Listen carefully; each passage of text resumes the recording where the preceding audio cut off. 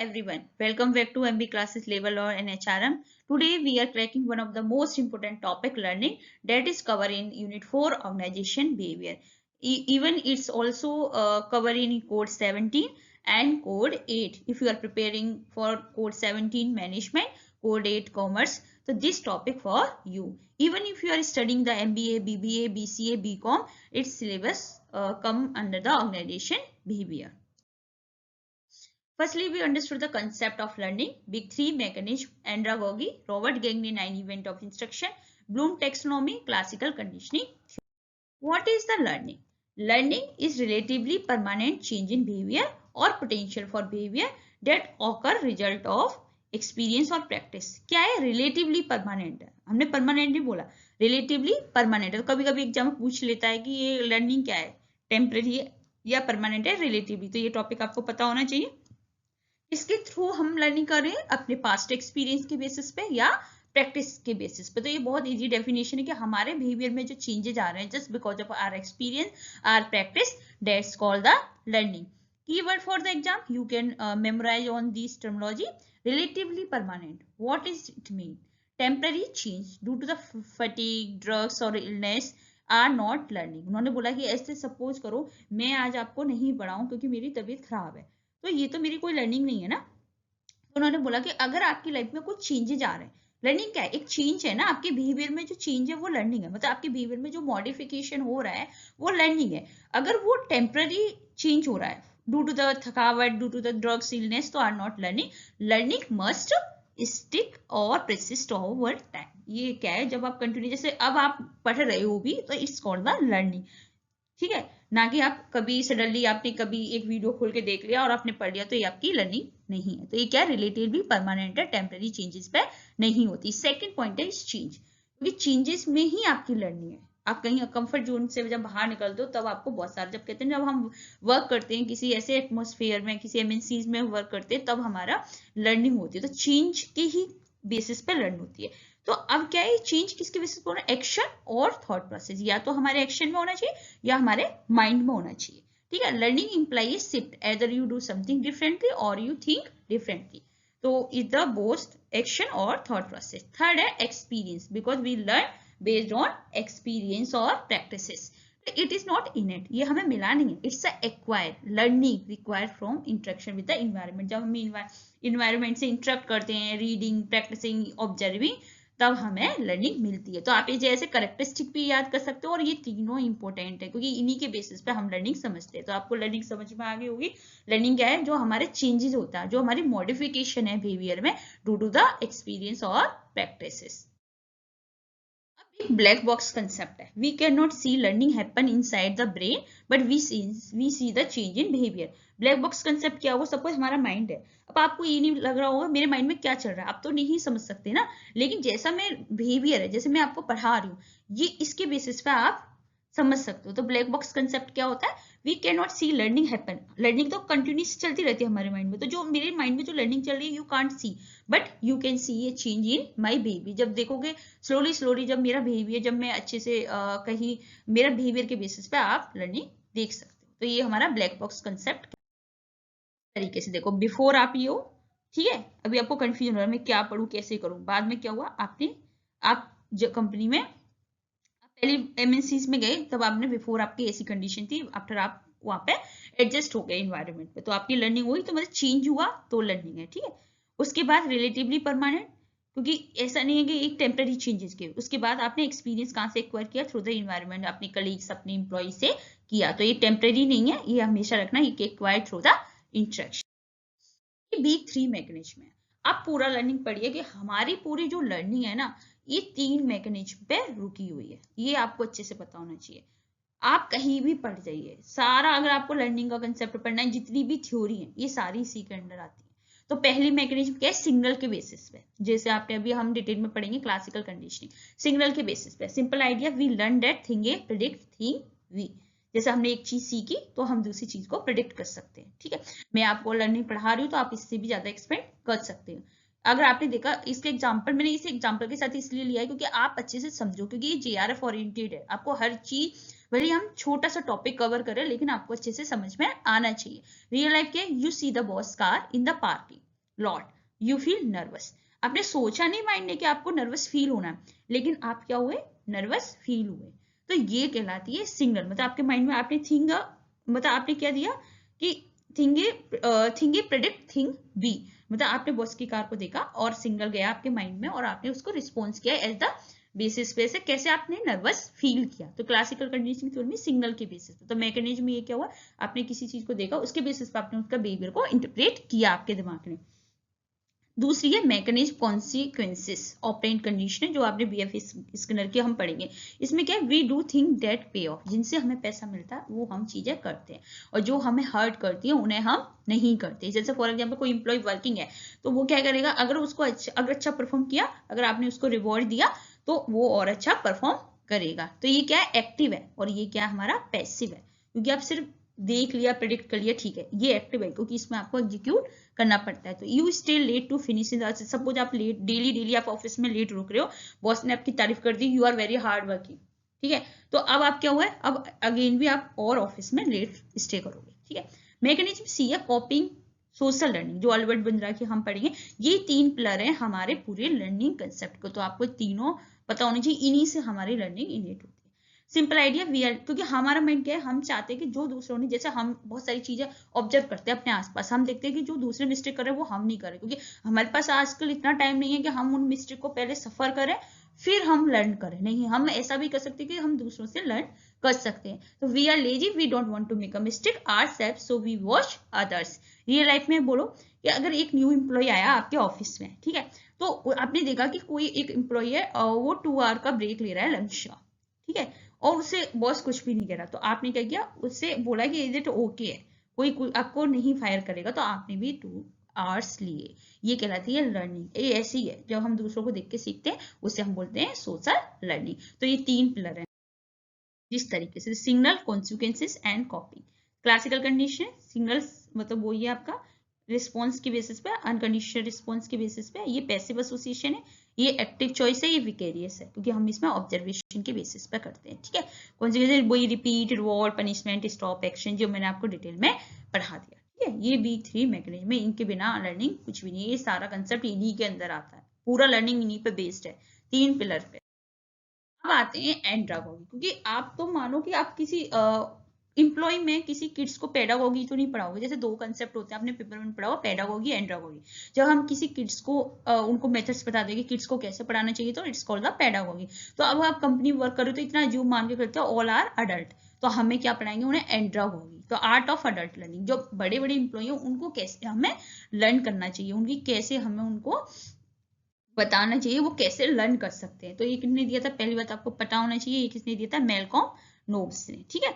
इसने बोला कि एंड्रागोगी की 6 अजम्पशन है, वो क्या है, वो हमको याद रखने हैं क्योंकि एग्जाम में पूछ सकता है, ठीक है। तो कौन कौन से अजम्पशन है, नीड टू नो, अडल्ट को पता होना चाहिए वो क्यों सीख रहे हैं। अगर आपको पता होना चाहिए आप इस वीडियो को क्यों देख रहे हो, आपको पता है ना कि आप कोड 55 का JRF निकालना है, इसलिए आप इस वीडियो को देख रहे हो। तो अगर उससे पहले उसे पता होना चाहिए कि मैं ये काम सीख रहा हूँ, ये क्यों कर रहा हूँ, इससे मेरा क्या है, ठीक है।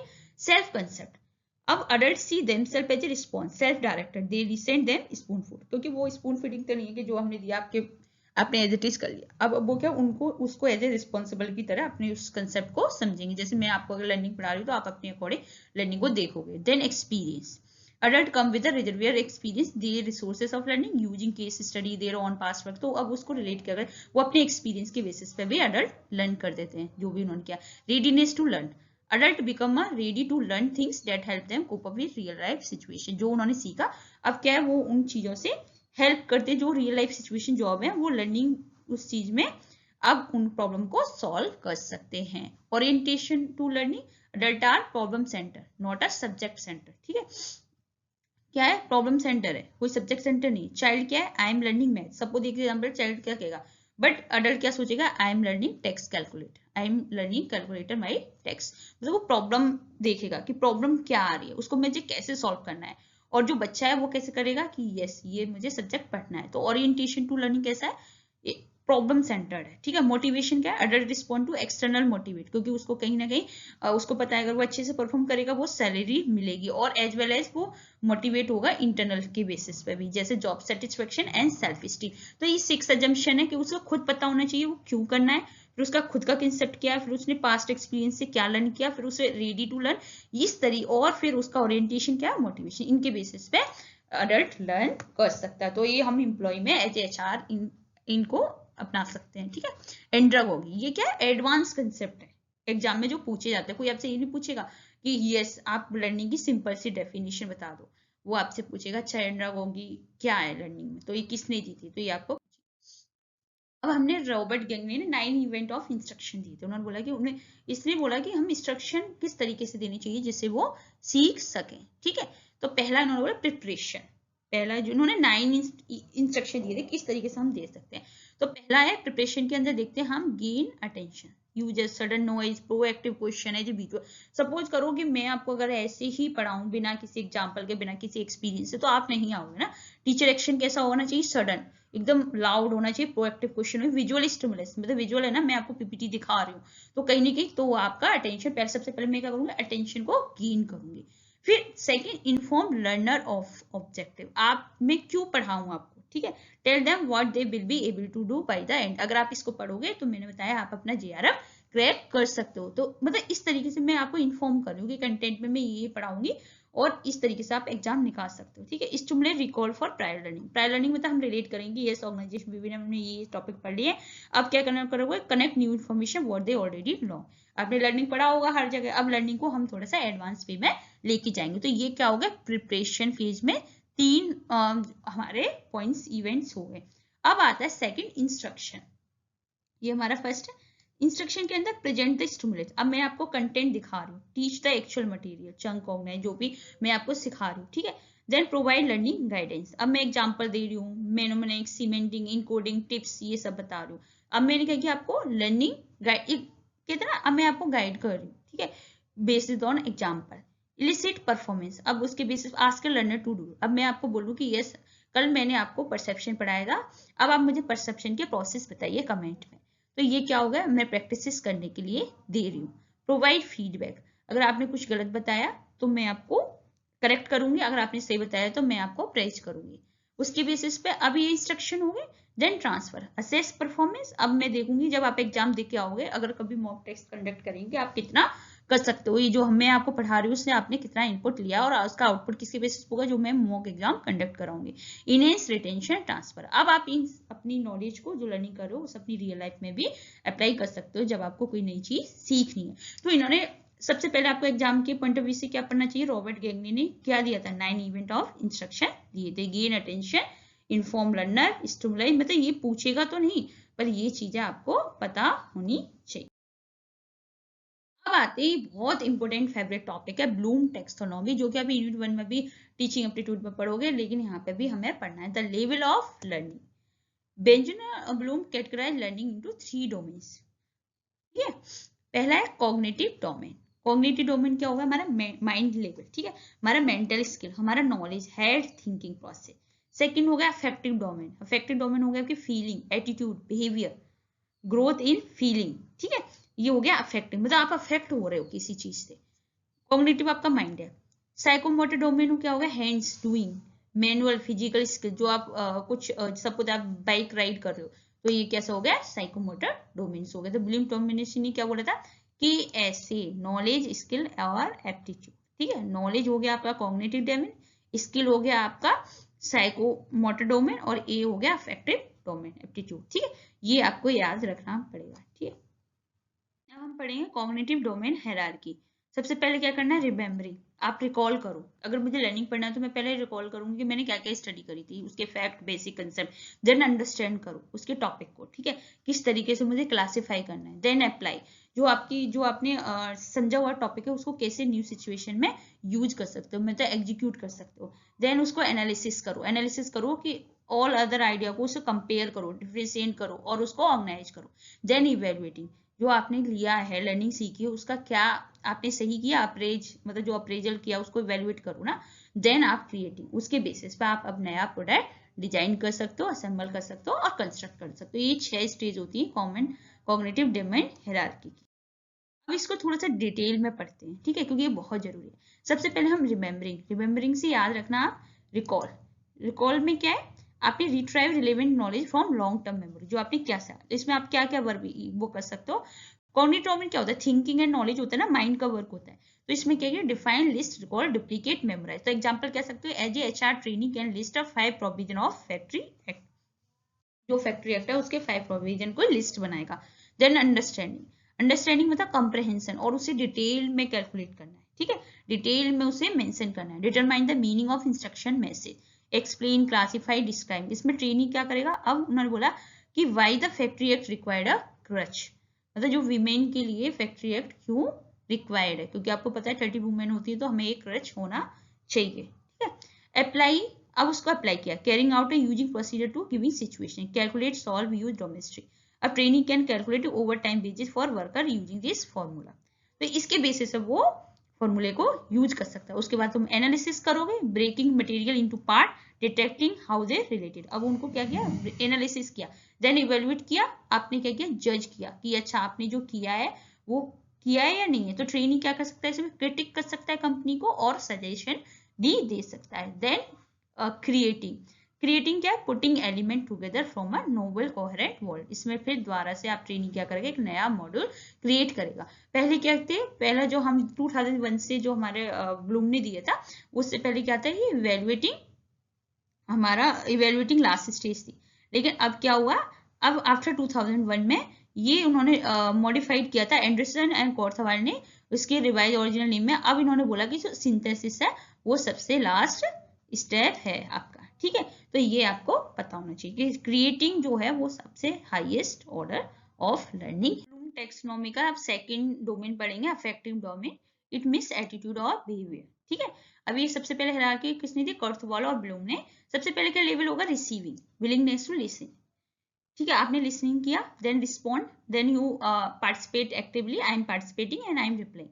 Value, attaching worth value to the phenomena, I think this is important, आपको पता चला कि अच्छा ये चीज बहुत इंपॉर्टेंट है। ऑर्गेनाइजिंग, आपने कंपेयर करके आपने किया, I am balancing with value with my other value culture. Characterisation, the value control their behavior constantly is now where they are। अब आप कहोगे this is my nature and this is my character। तो इस तरीके से behavior हमारा determine होता है। रिसीविंग, रिस्पॉन्डिंग, सबसे पहले receive, respond, value, organise and characterise. मतलब आप करेक्टर में आ गए, आप बोलो ये दिस इज माई नेचर, ठीक है, ये कहलाता है अफेक्टिव डोमेन। अब ये हमारा क्या है, ब्लूम टेक्सोनॉमी का थर्ड डोमेन है, साइकोमोटर डोमेन। ब्लूम ने इसे एक्चुअली अलग से डिफाइन नहीं किया गया, इसकी सब कैटेगरी क्रिएट नहीं करी, बट ये क्रिएट किसने की है, आर.एस. श्रेव ने की थी 1975 में। उन्होंने क्या बोला, सबसे पहले हम इमिटेट करेंगे, मतलब किसी को देखेंगे, ऑब्जर्व करेंगे। देन जैसे हम एग्जाम्पल ले लें गाड़ी की, कार का, ठीक है, गाड़ी का ड्राइविंग का, कार मैनिपुलेशन। अब हमने क्या किया कि उसको देख के हम खुद प्रैक्टिस कर रहे हैं। प्रिसिशन, अब आपने क्या किया कि विदाउट हेल्प के आप, मतलब थोड़ी बहुत प्रैक्टिस में एरर तो है लेकिन आप बिना किसी हेल्प के चला रहे हो। आर्टिकुलेशन, अब अडेप्टिंग, इंटीग्रेशन, मल्टीपल स्किल, अब क्या कर रहे हो, अब आप ड्राइव कर सकते हो वाइल टॉकिंग, चेंजिंग रेडियो, ये सारा कर सकते हो। अब naturalisation, high level of performance, action become a second nature, automatic. अब क्या करो, आप घर जाते होते खाना भी खा रहे हो, मतलब डिनर भी कर रहे हो और ड्राइव भी कर रहे हो। तो ये क्या है, हमारी साइकोमोटर डोमेन है, जो क्या होते हैं स्किल्स, हम कैसे सीखते हैं। ये ज्यादातर किसके बेसिस पर होते हैं, टेक्निकल लोग ही इसको डोमेन को यूज करते हैं। अब हम ये ब्लूम टैक्सोनॉमी जिस तरीके से, जैसे अफेक्टिव डोमेन क्या हुआ कि आपके फीलिंग, एटीट्यूड, ठीक है। फिर ये हमने हायरार्की आपको पढ़ाई थी, remembering, recall fact, then understanding, then apply, then analysing, evaluating, creating. उसके बाद साइकोमोटर डोमेन जो अपने स्किल है। तो ये हमारा कॉग्निटिव डोमेन है, और जो 2001 का है, जो एंडरसन कोर्थवाल ने रिवाइज किया था, हायरार्की ऑफ लर्निंग ऑब्जेक्टिव, जिस तरीके से हम पढ़ते हैं। मेजर लर्निंग थ्योरी क्या है, अब हम पढ़ेंगे थ्योरी। अब हमारा लर्निंग का बेसिक कंसेप्ट क्लियर हो गया, और जो एग्जाम में पूछे जाते हैं मेन टॉपिक वो कंसेप्ट क्लियर है। Behaviour theory, cognitive theory, social learning theory. Behaviour theory में हम क्या पढ़ेंगे, क्लासिकल कंडीशनिंग, पावलोव की theory, operate conditioning, BF Skinner की थ्योरी। कॉग्निटिव थ्योरी में जेस्टाल्ट लर्निंग कोलर का, लेटेंट लर्निंग कॉग्निटिव का मैप टोलर ने दी थे, एडमंड टॉलमन ने। सोशल लर्निंग थ्योरी अल्बर्ट बुंद्रा ने। अब इनके बेसिस पे हम ये सारी थ्योरी पढ़ेंगे one by one. Classical conditioning, अब सबसे पहली थ्योरी क्या है, बिहेवियर थ्योरी के अंदर इवन पावलम ने दी थी, जो सबसे जनरल थ्योरी है, सबसे पुरानी थ्योरी है, और अगर आपने शायद ये पढ़ी भी होगी या किसी से सुना भी होगा। क्लासिकल कंडीशनिंग क्या है, ये type of learning where the natural stimulus, मैंने बोला ना सिग्नल के बेसिस पे, आपको याद हो मैकेनिज्म में फर्स्ट पिलर पढ़ाया था मैंने, जो सिग्नल के बेसिस पे, तो ये उसी के अंदर आती है। Type of learning where the neutral stimulus come to the elicit response after being paired with natural stimulus. तो ये क्या है, जब हम इस तरह की लर्निंग है जब न्यूट्रल कोई स्टिमुलस नहीं होता, तो वो एक रिस्पॉन्स करता है जब हम किसी नेचुरल स्टिमुलस के साथ क्रिएट करते हैं। तो इसे हम डिटेल में पढ़ेंगे। पहली बात तो इनवॉलंटरी है, ठीक है, मतलब अपनी इच्छा नहीं है, इसमें हम सिखाते हैं। रिफ्लेक्सिव है, ऑटोमेटिक बिहेवियर है, लाइक अ सेलिब्रेटिंग, ब्लिंकिंग, फीलिंग, फियर है, ठीक है, और ये पैसिव भी है, इसमें लर्नर पैसिव होता है। मैकेनिज्म क्या है, is the based on association, stimulus pairing, इसमें पेयरिंग के बेसिस पे करते हैं। अब इसे हम डिटेल में पढ़ते हैं। एक्सपेरिमेंट क्या था, अब उसी के बेसिस पे पढ़ते हैं। पावलोव डॉग ने नोटिस किया था जो उसका डॉग है वो सेलिब्रेट करता है जब वो खाने को देखने से पहले ही वो सलाइवा आता है उसके मुंह से, ठीक है। Sometime just seeing the lab assistant was enough, he tested it formally. तो अब उन्होंने क्या किया कि अच्छा ये ऐसा कर रहा है, ठीक है। अब उन्होंने क्या किया, इसकी 3 कंडीशन एक्सपेरिमेंट किया। ये रशियन साइकोलॉजिस्ट थे, आपको पता होनी चाहिए, और उन्होंने बोला कि मेरा कुत्ता खाने से पहले सलाइवा क्रिएट होता है। पहला स्टेज था बिफोर कंडीशनिंग, जो कि आप कह सकते हो natural state. Unconditional stimulus, unconditional response था जब न्यूट्रल स्टिमुलस आया, ठीक है। अनकंडीशनल स्टिमुलस क्या था, फूड, कोई कंडीशन नहीं थी, बस आपने क्या किया, कुत्ते को फूड दिखाया। Why it naturally trigger reaction why without learning, तो ये क्या है, ट्रिगर कर रहा है कि क्या रिएक्शन होगा बिना किसी लर्निंग के, मतलब अभी कुछ कंडीशन नहीं लगाई, सिर्फ फूड शो किया। Unconditional response salivation, why it is the nature of reflex to food, तो अब क्या है, रिफ्लेक्शन है, फूड को देख के सलाइवा आया, ठीक है, फूड को देखा फिर सलाइवा आया। नेचुरल स्टिमुलस है बेल, तो अब उसने क्या किया कि बेल को बजाया, ठीक है। रिजल्ट नो सैल्वेशन, तो सैल्वेशन नहीं आया, मतलब अब उसने क्या किया कि खाना दिया, ठीक है, और उसने फूड भी दिया, और जब उसने वो कहते हैं ना बेल बजाई, तो उसका सैल्वेशन नहीं आया, सिर्फ डॉग उसको सुनना है, ठीक है। तो ये थी पहली कंडीशन कि उन्होंने कुत्ता, खाना और बेल, ठीक है, जो आपने neutral stimulus. Then second stage में क्या, अब उसने कंडीशन क्रिएट की, ये लर्निंग फेज है, ये तो फर्स्ट फेज था। प्रोसेस क्या है, रिंग द बॉल, जैसे उसने घंटी बजाई, जैसे उसने इमीडिएट फूड को प्रेजेंट किया, मतलब पहले घंटी बजाई, देन उसने अनकंडीशनल जो स्टिमुलस था उसको, फूड को दिया, ऐसा ही वो बार बार रिपीट करा, बेल बजाने के बाद ही खाना देने लगा। The pair is repeated many time, dog learn the bell, food is come, तो जैसी बेल बजती कुत्ते को लगता कि यस खाना आ रहा है। अब ये होगी कंडीशनिंग, ये लर्निंग प्रोसेस, बार बार आप करो, बेल रिंग करी, फिर आपका खाना आया, फिर रिंग, देन खाना। अब आफ्टर कंडीशन, अब रिजल्ट क्या है इसका, conditioning stimulus, bell is no longer neutral, it now is a conditioner. अब वो न्यूट्रल नहीं रही, पहले वो फर्स्ट स्टेज में न्यूट्रल थी ना, बेल रुकी लेकिन सलाइवा नहीं आया। अब कंडीशन रिस्पॉन्स क्या आएगा, जैसे ही बेल बजी, जैसे उसके मुंह से सलाइवा आ गया, the dog salivate to the bell alone even without food, मतलब खाना आया भी नहीं और डॉग सेलिब्रेट करने लग गया। तो ये क्या, ये थी पावलोव की स्टोरी, जैसे पहले उसने खाना दिया और घंटी बजाई, ठीक है, और तब भी सलाइवा नहीं आया, मतलब उसका था, लेकिन ड्यूरिंग प्रोसेस में बार बार रिपीट किया कि खाना देने से पहले उसने रिंग बेल करी, खाना देने से पहले उन्हें रिंग करी, ठीक है। तो अब उसका क्या हुआ, सेलिब्रेशन, जब उसने खाना भी नहीं दिया, सिर्फ रिंग ही बजाई, तब भी डॉग के सेलिब्रेशन आया, मतलब इसमें क्या, उसने लर्न किया कि अब उसको पता है कि इसको रिंग बेल बजेगी जैसे मेरा खाना आएगा, ठीक है। इस तरीके से बिफोर कंडीशनिंग न्यूट्रल स्टिमुलस था, अनकंडीशनल स्टिमुलस था, तो खाने को देख के सलावा आ रहा था, लेकिन उसको रिंग को देख के, बेल को देख के नहीं आया। During conditioning pair multiple time, उसने बहुत बार रिपीट किया, बहुत बार रिपीट किया। देन आफ्टर कंडीशनिंग उसने क्या किया कि विदाउट फूड उसको मुंह से सलावा आने लग गया। तो इस तरीके से हमने क्लासिकल कंडीशनिंग को स्टडी किया है। आई होप आपको अच्छे से समझ में आ।